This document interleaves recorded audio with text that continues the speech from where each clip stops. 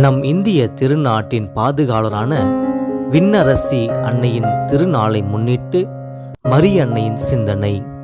அருள் நிறை மரியே வாழ்க, ஆண்டவரும் உடனே, பெண்களிலே நீர் பேறு பெற்றேறும் மகனும் வாழியவே. டிசம்பர் மாதம் 12ஆம் தேதி தூய குவாதலூப் அன்னையின் திருநாள்.